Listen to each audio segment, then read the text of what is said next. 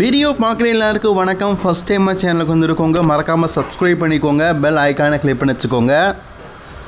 Gunder ரிங்குக்கு பேச ஆரம்பிக்கார். நீங்கள் எல்லாருமே கோல்டுபர்கை பற்றி ஒரு ஸ்பெஷல் ப்ரொமோ போட்டிங்க, அதை நான் பார்த்தேன். அதில் நீங்கள் என்ன சொல்ல வரீங்க?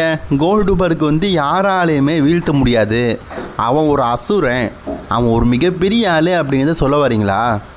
கோல்டுபர்க் உண்மையிலேயே ஒரு மிகப்பெரிய அரக்கன்தான், அசுரன்தான், அவனை யாராலுமே வீழ்த்த முடியாது தான். ஆனால் அது 90s காலம். இப்போ இது 2K தாண்டிருச்சு. இந்த நேரத்தில் ரெயின் ஜெனர் குந்தர் ஆகிய நான் தான் ஒரு டாலஸ்ட் மேன். குந்தர் சொல்லுவான் அடிக்கடி, எல்லா மேட்சையும் நான் 3 நிமிஷத்தில் முடிச்சிடுவேன்னு. நான் கோல்டுபர்க்கு ஒரு சேலஞ்ச் விட்றேன். கோல்டுபர்க், நான் உன்னை சாட்டர்டே நைட் மெயின் இவெண்ட்டில் 3 நிமிஷத்தில் உன்னை காலி பண்ணுறேன்.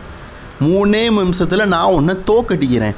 நான் மற்றவங்கள மாதிரிலாம் கிடையாது, நான் ஒரு டஃப்பான காய் அப்படிங்கிறத நீ புரிஞ்சுக்குவேன்.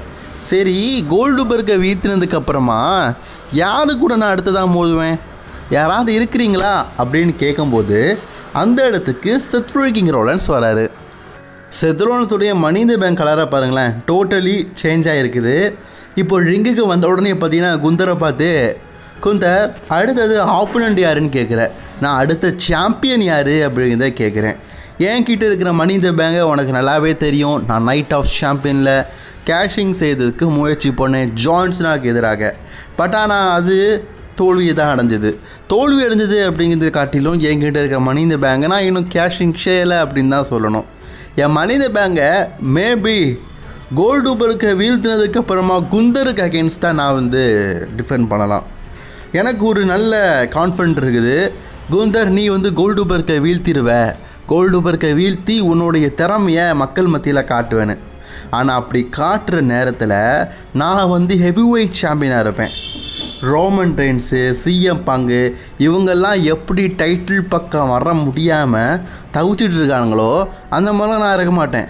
ரோமன் ரெயின்ஸ் அன்டிஸ்பியூட்டட் டைட்டில் யாராவது முடிஞ்சிருச்சு, அவன் இதுக்கப்புறமா ஹெவி வெயிட் டைட்டில் பக்கம்லாம் வர முடியாது.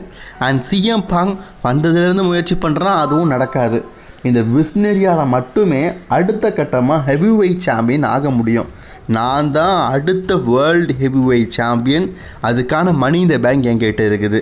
நான் தான் உன்கிட்ட இருக்கிற ஹெவி வெயிட் சாம்பியன்ஷிப்பை வாங்க போகிறேன் அப்படிங்கிற மாதிரி செத் ரோலன்ஸ் பார்த்தீங்கன்னா குந்தரை பார்த்து பேசியிருக்காரு.